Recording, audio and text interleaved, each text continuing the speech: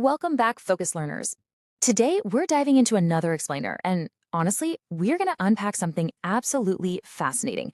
We're breaking down the anatomy of a super specific, incredibly creative 3D educational animation concept. Just imagine taking those dry, kind of rigid rules of language instruction and, filtering them through this warm, emotionally resonant lens of high-end 3D animation. It's like a giant puzzle coming together. We're going to look at exactly how a short, specific set of visual and narrative cues can actually be engineered to teach Egyptian Arabic grammar in what I can really only describe as an educational Pixar style. Okay, let's dive into this, because right off the bat, we're hit with this massive, totally unexpected contrast. On the one hand, we've got the high-stakes, deeply emotional action of a soldier out on a battlefield. And then, on the other hand, we have linguistic instruction, specifically a grammar lesson. Like, how on earth do these two completely different worlds collide? Why would anyone use a heavy story of conflict and ultimate sacrifice just to teach a bunch of kids how a verb functions? Well, that crazy juxtaposition is exactly what makes this source material so compelling. And as you'll see, it is a highly calculated, brilliant teaching tool. Section 1. A magical aesthetic. Setting the stage. So before any actual learning happens, you have to set the stage, right? And the source material just brilliantly illustrates the power of visual framing here. The environment it lays out relies on some very specific atmospheric elements to immediately disarm the viewer. We're working entirely within a Disney Pixar 3D style, which is a visual language that universally signals, approachability, wonder, and real emotional depth. Notice the deliberate choice of warm, magical lighting, not those harsh, awful fluorescent lights of a traditional classroom. The whole scene kicks off with a blue, magical door swinging open, and right inside, we're introduced to a brave soldier who's smiling at us. By establishing this incredibly inviting, cinematic atmosphere, the lesson completely bypasses our usual resistance to learning. You're not sitting at a desk, you've literally just stepped through a blue door right into a story. But of course, we still need a guide for this journey, and that is exactly where the transition happens. The teacher doesn't just stand there and point to a dusty chalkboard. No, she waves a magic book. This simple action acts as the bridge between that magical aesthetic we just talked about and the actual instructional content. The magic book is basically the catalyst that conjures up the next sequence of events. She is entirely in control of this 3D environment, using the narrative itself as her lesson plan. Section 2. The Soldier's 3 Acts, a micro-narrative. Let's move to and see how this builds, because this micro-narrative really escalates.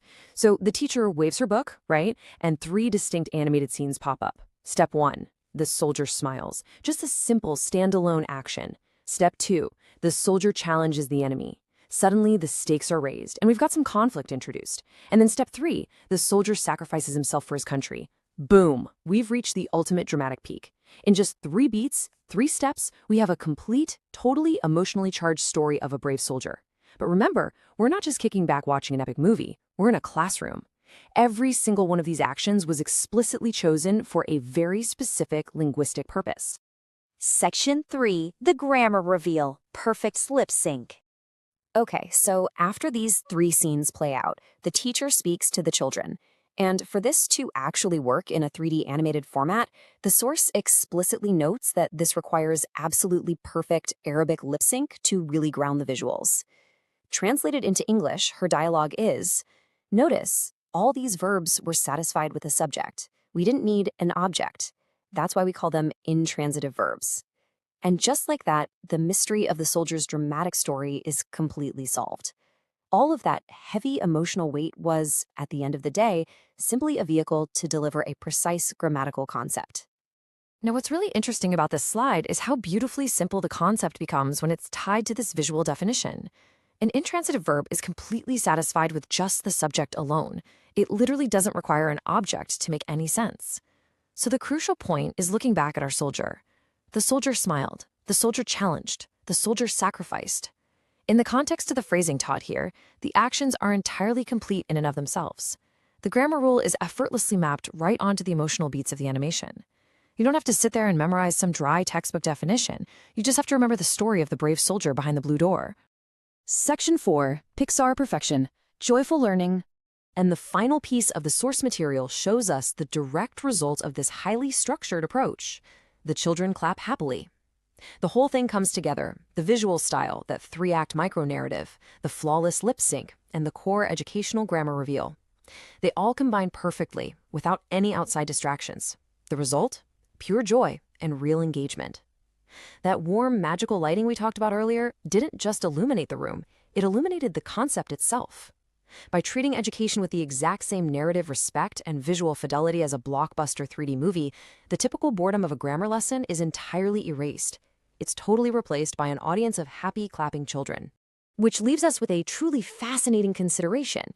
We've just walked through a blueprint that successfully merges high-stakes emotion with pretty rigid linguistic rules. It proves, without a doubt, that learning doesn't have to look or feel like a chore. So I'm going to leave you with this question. Could framing complex grammar inside emotional, 3D animated micronarratives actually be the ultimate future of language instruction? I mean, if a short story of a soldier's sacrifice behind a magical blue door can perfectly teach intransitive verbs, just imagine what else this educational Pixar style could unlock. Keep learning, keep visualizing, and I will see you in the next explainer.